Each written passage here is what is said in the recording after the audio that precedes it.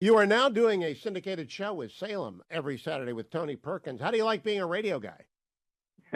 I'm going back to my roots. Many years ago, I was a small time radio host, and I miss that work actually. I'm enjoying it. It's much better than doing TV because the talent are actually the producers. Although our friend Tom Tradup is helping you and Tony get that going. Mr. Speaker, first, congratulations on the national security funding bill. It passed the Senate yesterday. Are you satisfied that we've done right by our allies? I don't have any question about that, Hugh. I know that history is going to judge this well. It was the right thing to do. This is a very dangerous time. We truly do have a new axis of evil. You have China and Russia and Iran and often North Korea working together in coordination. They're funding one another's aggressions. And the reason you and I both know, and you highlight this all the time, the reason this is happening is because the current president is projecting weakness on the world stage, and our adversaries are acting aggressively and provocatively and taking advantage of that. So we had this moment in time, Hugh, this historic question: would America stand by our allies, stand by Israel, the beleaguered people of Ukraine in this pivotal moment, or would we shrink back and in my view, abdicate our obvious responsibility and role in the world? I don't believe we need to be the world's policeman. I don't believe that that is our burden, but I do believe that the perception of a strong America is essential on the world stage, and I think the Congress has acted to make sure that happens. Earlier in the show, I talked with former Secretary of State Mike Pompeo, who applauds the national security bill as well. He also brought up, and I discussed with him, Secretary Blinken is thinking about sanctioning a unit of the Israeli Defense Forces.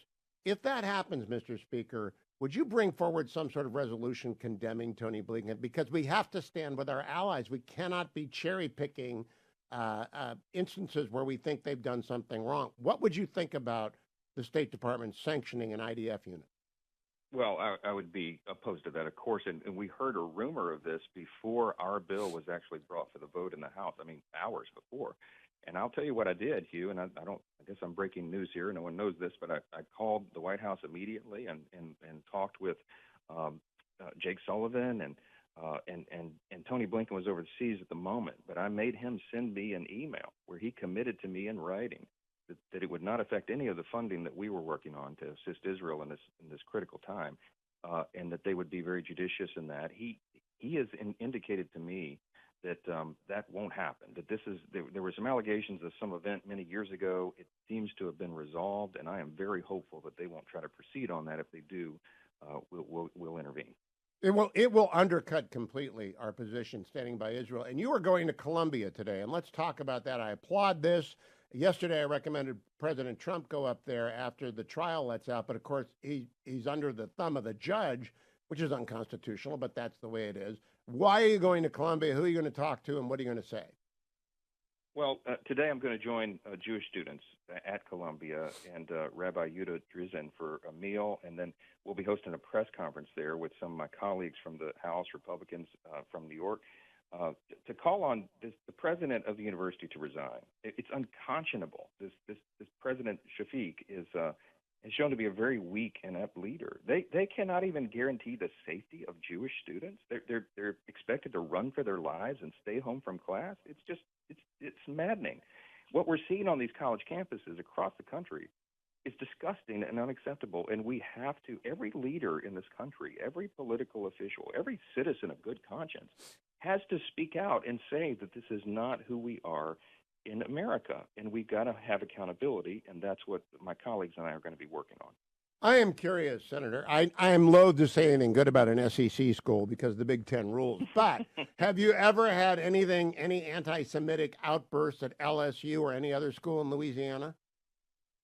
No, and I don't believe we'd tolerate that. And if it happened at my alma mater, which is LSU, I'd be down there myself to stop it. I mean, this is outrageous. We have Jewish students who have actually been physically assaulted. They've been harassed. They've been intimidated and threatened. What we need to be doing is, I love the clip Tom Cotton, my friend Tom, said it before your break. We need to revoke federal funding to these universities if they cannot keep control. We need to revoke these student visas for these violent protesters. You don't have a right to be here and to do this, but Jewish students have a right to be able to peacefully attend classes. They're trying to get an education, and this is just madness. And I've seen some of these man on the street interviews with some of these kids who are protesting.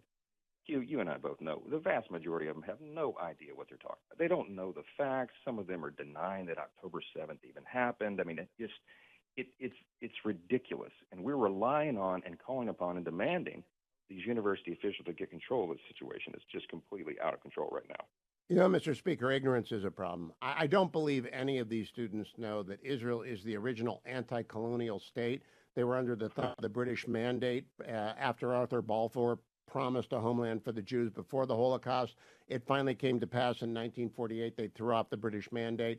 Yes, there are other failed anti-colonial states around the world, but Israel has thrived. So I'm glad you're doing this, and I can't believe anyone would be opposed to it. Have any Democrats objected to your going to Columbia? Well, they may be mumbling that. They've not. I haven't seen it publicly, at least some of my colleagues. But I'll tell you that the real problem we have right now is that we're not getting strong leadership, obviously, from the White House or even some Democrats in Congress. I mean, the White House is caving to the anti-Semitic, I call it the pro-Hamas wing of the party now. They've backpedaled on their support for Israel. I mean, and you've got members of Congress who refuse to denounce even the chants to death to America. They just go silent. They won't call that out. And some members, or Democrat members of Congress, are even calling these anti-Semitic mobs, peaceful protesters and defending the harassment, intimidation, and all the rest. So it's really become a serious problem, and they're allowing mob rule to overtake the American ideals of free speech and the free exchange of ideas and the free exercise of religion. This is not who we are. Mr. Speaker, I've got some favorite members, like Michael Aller. He's a member of the centrist Republicans. David Joyce, center right. Chip Roy, right wing. Do you have within the Republican five families, have you got a good representation going with you to Columbia, or is it just you? Oh no, I've got Lawler will be there today. He represents New York, and Nicole Malliotakis and several others of the New York delegation who will be gathering there. And look, I tip my hat to my friends and colleagues there. They have been very consistent. I mean, those who are in the proximity of these universities have been very active and very engaged. And look, the House has taken action. We've acted to address anti-Semitism. The House Education and Workforce Committee, as you know, has conducted these important oversight hearings of colleges and their leadership. Some of them have gone viral online and been seen around the world because they're failing to protect Jewish students on their campus. We passed a few pieces of legislation, the Deterrent Act, which shines light on foreign money influencing American universities. We passed the No Immigration Benefits for Hamas Terrorists Act. Yes, it's exactly as what it sounds. It would remove illegals who supported Hamas terrorist attacks on October 7th. But look, we passed this legislation, Hugh. Here's the problem. It all faces a common fate. Senate Majority Leader Chuck Schumer controls the upper chamber in the Senate, and he is so focused on calling for new elections in Israel, he can't be bothered to protect Jewish students here at home. I agree with that, and good on you for drawing attention to this and going up there. Couple of related questions, Congressman. You have an unwieldy caucus, and everybody knows that. And you've got some members on the Rules Committee. Olivia Beavers and I were talking about this earlier today. You've got Representative Norman, who's always a thorn in your side. Tom Massie, my least favorite congressman, along with a couple more. Are you going to make some changes on Rules Committee? I like Chip Roy. I'm glad he's on there. But are you going to make some changes on the Rules Committee to make your life easier?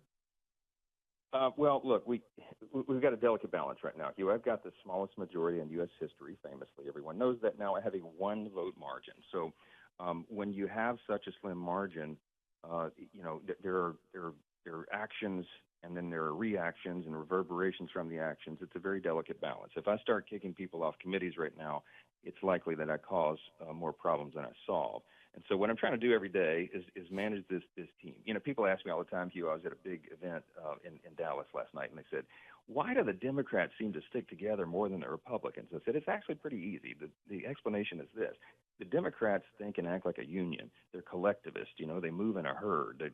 Many of them are not deeply principled or philosophical folks anyway, and so you can command them, and they'll move as social animals, the socialists, right? We, on the other hand, are rugged individualists, and we're deeply principled and philosophical, and it's difficult to get us to move in tandem sometimes. That's a blessing. I love that part, except when you have a one-vote margin. And so, I'm working every day to get the team together to understand the stakes. I think they do. And I think we're going to get this job done, delivered for the people. And Hugh, I believe we're going to have an extraordinary election cycle in November. I think we're going to grow the House majority, make this job easier. We're going to win back the Senate, and I think Donald Trump's going back to the White House. We'll be able to turn this thing 180 degrees. When you went down and saw former President Trump, how did the conversation go? Do you think you two would work together if he's back in the White House? Because I think he's going to win. The numbers today from Bloomberg are astonishing. He's ahead in every swing state by 10 points in North Carolina, by 7 and 8 in Arizona and Nevada. He's running away with it, and I have a column in the Post today about vice presidential choices that will really accelerate that. What is he upbeat about it? Do you think he's going to win big? I do. I think he's going to win big, and I think it's going to be historic. And I've known him now for 8 years. We came to Washington at the same time in January 2017, and we have a very close relationship, and I've enjoyed that. And I think it's important. It's going to be critical going forward when the new Congress and the new term begins in January, that the Speaker of the House and the President work in tandem on a principled, agenda that's aggressive. We have so many things to fix. And I told him, Hugh, recently in a conversation, so, Mr. President, I'm going to state the obvious. In your next term, you could be the most consequential president of the modern era because there are so many things to fix. I think he understands that. He's thinking a lot about the importance of this and what his legacy will be. And I think it's going to be extraordinary. I'm going to put my bid in early for both shipbuilding capacity, but in reconciliation, conditioning federal money to any state on their having a vibrant school choice program. I don't know what Louisiana does, but school choice is the way of the future, Mr. Speaker. Are you on board with that? Well, 100%. And I visited recently with Betsy DeVos, our friend who was the education secretary under the last Trump administration.